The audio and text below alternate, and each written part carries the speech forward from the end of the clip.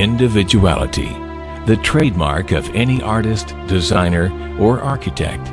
Each desires a uniqueness to their creation, a quality that separates it from any other. Man naturally has this individuality, his fingerprint. There are 6.5 billion people on the face of the earth, and no two fingerprints are the same. Everything we touch or make contact with is branded with a small expressed image revealing to all who see it who was there. Around 1200 AD, a man named Leonard Pisano, better known as Fibonacci, discovered a sequence of numbers that created a very interesting pattern. The sequence begins with the numbers 1, 1, 2, 3, 5, 8, 13, 21, 34, and continues indefinitely.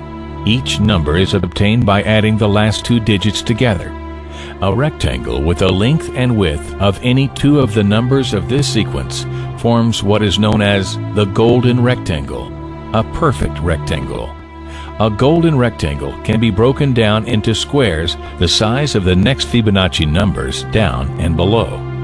If we were to take a perfect or golden rectangle, break it down into smaller squares based on Fibonacci sequence, and divide each with an arc, the patterns begin to take shape.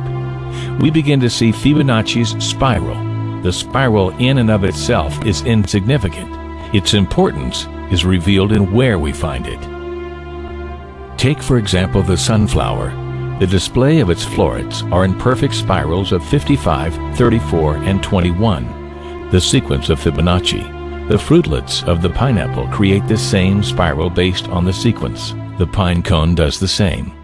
As currents move through the ocean and the tide rolls onto the shore, the waves that bring in the tide curve into a spiral that can be mathematically diagrammed onto a plot at the points 1, 1, 2, 3, 5, 8, 13, 21, 34, and 55. Buds on trees, sand dollars, starfish, petals on flowers, and especially the nautilus shell are formed with this exact same blueprint. With each segment of growth, the nautilus adds to itself one more value on Fibonacci's scale. This blueprint can be seen around us on a small scale every day, but the greatest example of all is directly above our heads. At an average of 100,000 light years across, even the spiral of the galaxies above us are formed with the exact design that the tiny shell is formed. This sequence or blueprint appears to be the trademark of a designer, a proof of a creator, something left behind indicating the one who was there, a fingerprint. As we scan our universe from the tiny flower to the awe-inspiring galaxy, we see the fingerprint of God. As you know, Mother Nature uses all kinds of mathematical languages. That when we go to understand physical phenomena, we generally find that there's some sort of mathematical underpinning to whatever the phenomena is. You know, like the Fibonacci sequence? That's like that series you find in nature? Like the face of a sunflower? Where are the spirals? You see this math everywhere. Encoded data. How did we end up in a universe like that? Why should the world behave according to mathematical laws? And it turns out, in fact, all of our senses appear to rely on sort of Fourier transforms, that they all seem to use the same mathematics. So again, here's evidence that the brain uses the same mathematics to decipher the sensory world as are involved in the making of a hologram, which is, as I say, not proof, but compelling evidence that something is going on there. Not only that it becomes easier to describe with mathematics, as you go deeper and deeper into reality, mathematics becomes the only way to describe reality. There's a conspiracy to hide this information that DNA is a Fibonacci, is an exemplification of this number called, or entity ratio sequence called the golden ratio. The ratio that proves the existence of intelligent design, or the reality of intelligent design of the cosmos. I mean, if you go to the golden ratio site for Wikipedia 2 on the same theme, They don't mention any of this stuff in nature that we're going to talk about here, that we talked about on the show 2 days ago, and that we're talking about here. They talk about how it's found in architecture and math and all this kind of stuff. They don't discuss it how it's found in the measurements of the human arm. Why not? It's just, I mean, well, I think I'm making, that's the point here. I think that just made sense to me, thinking this through as I say it to you. It has to be a conspiracy. How could all of this be overlooked, and how could Wikipedia leave it out? It can't be. There has to be somehow that big money has pushed their influence somehow, and they've had a drive to keep this covered up or something. These can't all be coincidences, and since they're doing that with everything else, it has to be the case that there's some movement to keep this stifled. I mean, why isn't? And here's another piece to add to this. Why isn't this in our education system? We learn all this junk geometry, pea-brain stuff when you take geometry in high school, and they don't teach you about any of this, the golden ratio everywhere in nature. I went through elementary school, high school, college, undergrad degree in college, master's degree, and halfway through PhD, and never was any of this mentioned.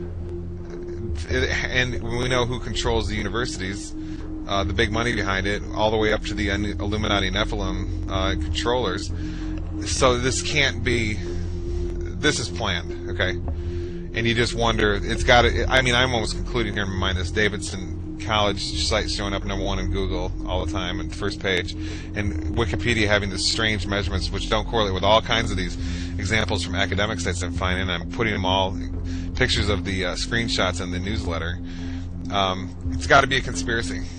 I mean, we could keep going compiling the evidence; it would just all lead to it. So, and if we could keep compiling evidence of it being a conspiracy, I mean, everything points towards it. I'm just throwing ideas off the top of my head. These strange sites show up at the top. Wikipedia's wrong. It's covered up completely in the best-selling books about the golden ratio, which come from wealthy university professors. It's the universities and the government-controlled education system absolutely covers it up. You see how, I mean, everything's falling in the same direction. So when everything, all these conclusions point to the same direction, that it's covered up and hidden. The geometry, the structure of nature, is designed on the basis of what is called fractal geometry.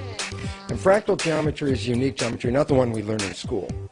The geometry we did learn in school, called Euclidean geometry, you can't model nature with it. All those triangles, cones, cubes, and spheres are not what nature really looks like. But when we were 5 years old, in kindergarten, we made a tree. We made a Euclidean tree. We had like a cylinder for the trunk and a ball for the top. But obviously that's not nature-like. That geometry is not the nature geometry. We now recognize this new geometry that really came into our world in 1983 with the work of Benoit Mandelbrot from IBM, called fractal geometry. And it's a different version of geometry, and it's very exciting. But here's the fundamental key characteristic of this geometry. Built into the nature of the mathematics is a reality that images of the structure repeat themselves in a very self-similar fashion at any level of the organization that you're talking about. So if you want to talk about cells or people or civilizations, they're all built on the same geometry. But the key word for most people to understand is that this geometry links an ancient mystical understanding. There was a phrase that people are familiar with, as above, so below. Well, with this new geometry, that becomes mathematical and scientific as a reality.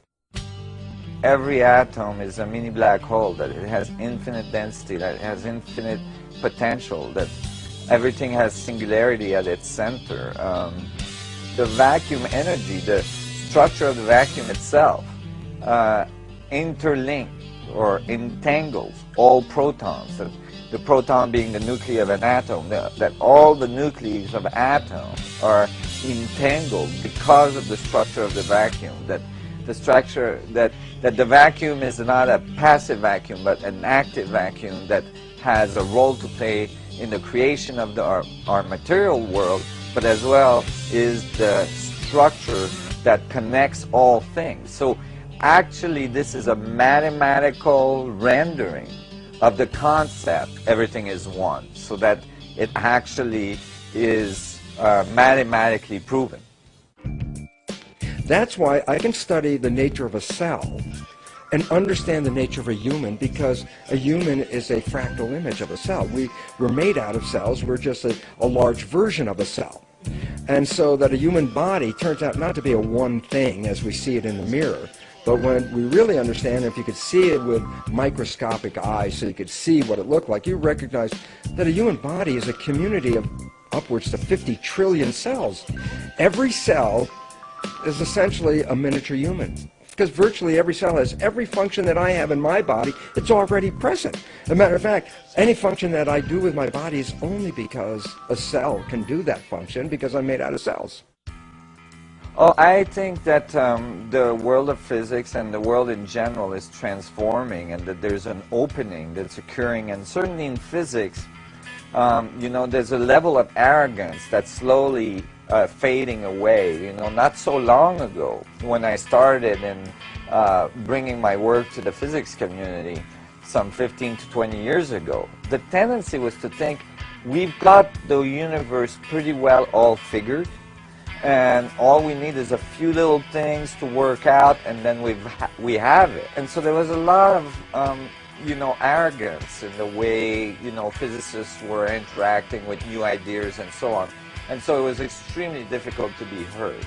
But since then, a lot of failures in our theories have come forward, a lot of experiments in laboratory, and, you know, data from cosmological instruments and so on have shown us that there's anomalies that we cannot explain with the standard model, and all sorts of things are coming up. And so, you know, a certain level of failure of string theory and so on. And I think that it's changed the world of physics. The same responses of cells to their world are exactly the same kind of behavioral responses that we have in our own world, in the world, the way we live. So that it becomes understandable. This is why, for example, why we work on cells in biology. Because if we get an understanding of the nature of the cells, we can apply that information directly to the nature of human biology so that we extend this work.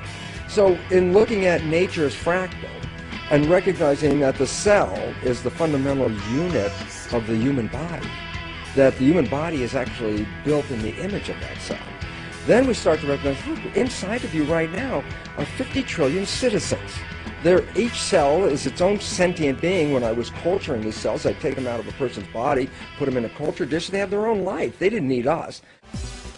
It helps to get other physicists to look at it, to get some credibility in the physics I'm writing, and to make people aware that we are not living in a finite world, that, you know, the atomic structure itself has this infinite potential within it, that, you know, when people are talking philosophically or spiritually about their infinite nature and all this stuff, it doesn't have to be outside the physical world, that the actual physical world is what they're talking about, that, you know, philosophy and spirituality are not divorced from the atomic structure, that the atomic structure is actually a manifestation of this dynamic of creation that, you know, we might call consciousness or spirituality and so on.